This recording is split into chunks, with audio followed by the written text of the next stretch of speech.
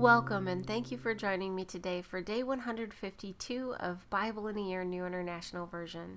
Today we'll be going over Job 25, 26, 27, 28, 29, and 30.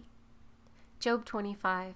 Then Bildad the Shuhite replied, Dominion and awe belong to God. He establishes order in the heights of heaven. Can his forces be numbered? Upon whom does his light not rise? How then can a man be righteous before God? How can one born of woman be pure? If even the moon is not bright and the stars are not pure in his eyes, how much less man, who is but a maggot, a son of man, who is only a worm? Job 26. Then Job replied, How you have helped the powerless, how you have saved the arm that is feeble, what advice you have offered to one without wisdom, and what great insight you have displayed. Who has helped you utter these words, and whose spirit spoke from your mouth? The dead are in deep anguish, those beneath the waters, and all that live in them. Death is naked before God, destruction lies uncovered. He spreads out the northern skies over empty space, he suspends the earth over nothing. He wraps up the waters in his clouds, yet the clouds do not burst under their weight. He covers the face of the full moon, spreading his clouds over it. He marks out the horizon on the face of the waters for a boundary between light and darkness. The pillars of the heavens quake aghast at his rebuke. By his power he churned up the sea, by his wisdom he cut Rahab to pieces. By his breath the skies became fair, his hand pierced the gliding serpent. And these are but the outer fringe of his works. How faint the whisper we hear of him! Who then can understand the thunder of his power? Job 27. And Job continued his discourse. As surely as God lives, who has denied me justice, the Almighty who has made me taste bitterness of soul, as long as I have life within me, the breath of God in my nostrils, my lips will not speak wickedness, and my tongue will utter no deceit. I will never admit you are in the right till I die. I will not deny my integrity. I will maintain my righteousness and never let go of it. My conscience will not reproach me as long as I live. May my enemies be like the wicked, my adversaries like the unjust. For what hope has the godless when he is cut off, when God takes away his life? Does God listen to his cry when distress comes from him? Will he find delight in the Almighty? Will he call upon God at all times? I will teach you about the power of God, the ways of the Almighty I will not conceal. You have all seen this yourselves. Why then this meaningless talk? Here is the fate God allots to the wicked, the heritage a ruthless man receives from the Almighty. However many his children, their fate is the sword. His offspring will never have enough to eat. The plague will bury those who survive him, and their widows will not weep for them. Though he heaps up silver like dust and clothes like piles of clay, what he lays up the righteous will wear, and the innocent will divide his silver. The house he builds is like a moth's cocoon, like a hut made by a watchman. He lies down wealthy, but will do so no more. When he opens his eyes, all is gone.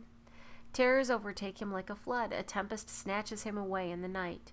The east wind carries him off, and he is gone. It sweeps him out of his place. It hurls itself against him without mercy as he flees headlong from its power. It claps its hands in derision and hisses him out of his place. Job 28. There is a mine for silver, and a place where gold is refined. Iron is taken from the earth, and copper is smelted from ore. Man puts an end to the darkness. He searches the farthest recesses for ore in the blackest darkness. Far from where people dwell, he cuts a shaft.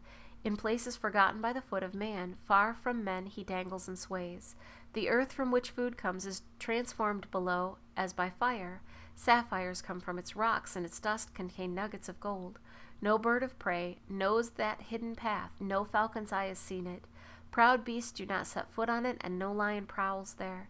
Man's hands assaults the flinty rock and lays bare the roots of the mountains. He tunnels through the rock, his eyes see all its treasures. He searches the sources of the rivers and brings hidden things to light. But where can wisdom be found? Where does understanding dwell? Man does not comprehend its worth. It cannot be found in the land of the living. The deep says, it is not in me. The sea says, it is not with me. It cannot be bought with the finest gold, nor can its price be weighed in silver. It cannot be bought with the gold of Ophir, with precious onyx or sapphires. Neither gold nor crystal can compare with it, nor can it be had for the jewels of gold. Coral and jasper are not worthy of mention. The price of wisdom is beyond rubies. The topaz of Cush cannot compare with it. It cannot be bought with pure gold. Where then does wisdom come from? Where does understanding dwell? It is hidden from the eyes of every living thing, concealed even from the birds of the air. Destruction and death say only a rumor of it has reached our ears. God understands the way to it, and he alone knows where it dwells. For he views the ends of the earth and sees everything under the heavens. When he established the force of the wind and measured out the waters, when he made a decree for the rain and a path for the thunderstorm, then he looked at wisdom and appraised it, he confirmed it and tested it. And he said to man, the fear of the Lord, that is wisdom, and to shun evil is understanding. Job 29. Job continued his discourse. How I long for the months gone by, for the days when God watched over me, when his lamp shone upon my head, and by his light I walked through darkness. Oh, for the days when I was in my prime, when God's intimate friendship blessed my house, when the Almighty was still with me and my children were around me, when my path was drenched with cream and the rock poured out for me streams of olive oil. When I went to the gate of the city and took my seat in the public square, the young men saw me and stepped aside, and the old men rose to their feet. The chief men refrained from speaking and covered their mouths with their hands. The voices of the nobles were hushed, and their tongues stuck to the roof of their mouths.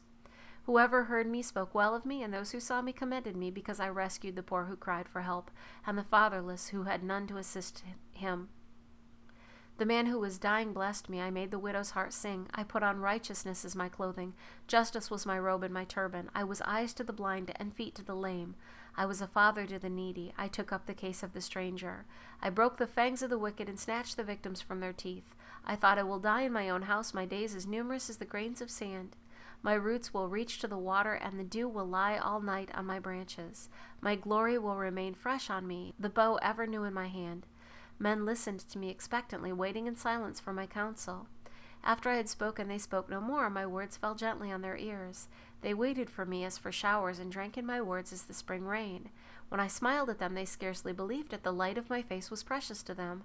I chose the way for them, and sat as their chief. I dwelt as a king among his troops. I was like one who comforts mourners. Job 30. But now they mock me, men younger than I, whose fathers I would have disdained to put with my sheepdogs. Of what use was the strength of their hands to me, since their vigor had gone from them? Haggard from want and hunger, they roamed the parched land in desolate wastelands at night. In the brush they gathered salt herbs, and their food was the root of the broom tree.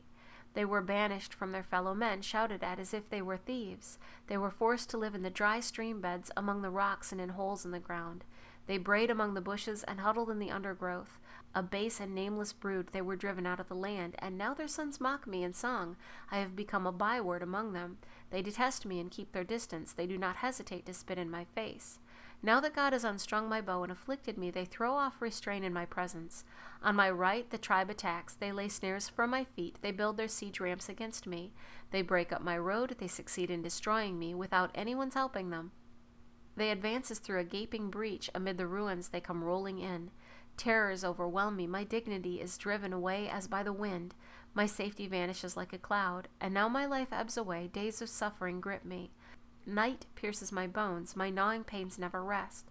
In his great power, God becomes like clothing to me. He binds me like the neck of my garment. He throws me into the mud, and I am reduced to dust and ashes. I cry out to you, O God, but you do not answer. I stand up, but you merely look at me. You turn on me ruthlessly. With the might of your hand you attack me. You snatch me up and drive me before the wind. You toss me about in the storm. I know you will bring me down to death, to the place appointed for all the living. Surely no one lays a hand on a broken man when he cries for help in his distress. Have I not wept for those in trouble? Has not my soul grieved for the poor? Yet when I hoped for good, evil came. When I looked for light, then came darkness. The churning inside me never stops. Days of suffering confront me. I go about blackened, but not by the sun. I stand up in the assembly and cry for help. I have become a brother of jackals, a companion of owls. My skin grows black and peels, my body burns with fever. My harp is tuned to mourning, and my flute to the sound of wailing. Thank you for joining me today for day 152 of Bible in a Year New International Version. I look forward to seeing you tomorrow for day 153.